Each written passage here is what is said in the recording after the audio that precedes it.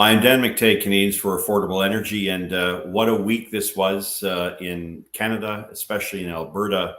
A very close race turned out not to be a very close race in that province, and we want to congratulate the re-elected Premier, Danielle Smith, who of course was elected for the first time, but continues her job at least for the next 4 years as Premier of that province.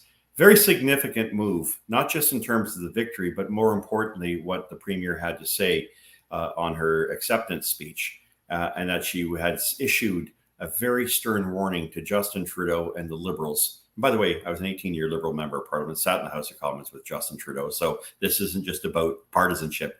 But her warning on carbon taxes and messing around with emission caps in her province.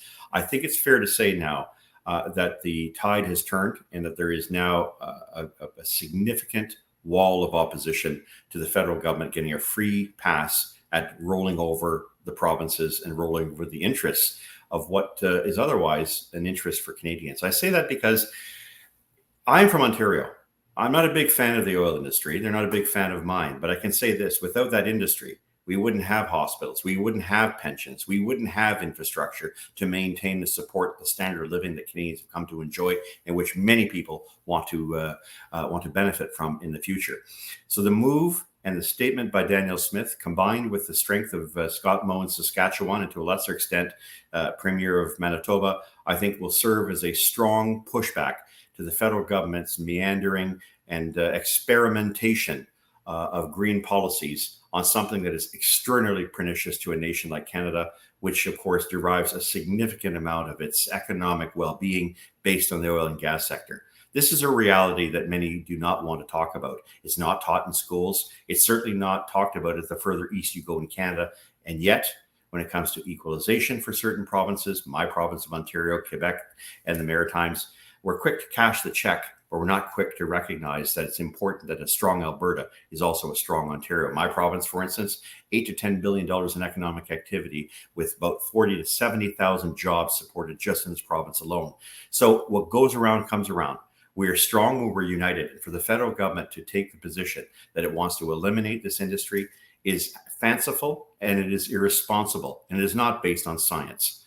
Because if anything, Canadian oil and gas has been pushing very hard to improve the quality of what it produces. Unlike any nation on the face of this planet, on an ESG basis, there is no other nation that is even as strong as we are with the track record that we have. And so it comes as a refreshing voice that Alberta has finally said no to Canada in a very unequivocal way, and that they have said no to carbon taxes. I have struggled for many years to reconcile and to figure out why we want carbon taxes in this country. They do nothing but frustrate consumers. They're demeaning and they're irresponsible as they hurt the people who can least afford it. And the rebates are a joke. Let's make no mistake about that. The rebate on the first carbon tax is far less than what people actually pay. The Parliamentary Budget Officer has demonstrated that time and time again, as we have here at Canadians for Affordable Energy. Look, there was a time and a place where the Liberals prized affordability and strove very hard to help people in difficult times. And the last thing they did was to propose obstacles to that which is our golden goose in this country. I know, I was there. I served as the Liberal Party's consumer critic, as its consular critic, as its Treasury Board critic. And my work in energy, although it was aimed at competition, it never contemplated at any given time the destruction of an industry that is really at the center of our prosperity and our future and our hope as a nation. And it's for that reason that I celebrate Danielle Smith's victory, and we at Canadians for Affordable Energy couldn't be happier. It's time to get back to reality and to put Canada's energy sector first and foremost, not just for the sake of the industry itself, but for consumers who have been benefiting massively, and the rest of the world, like Germany, like Japan, who come knocking on our doors asking for more. The answer should be yes, and the answer should be to find that balance that we've lost under the current Trudeau Liberal NDP cult. It's time for a change. It's time for balance in our federation. And that came a step closer with the election of Danielle Smith. Congratulations to Alberta and to Danielle Smith.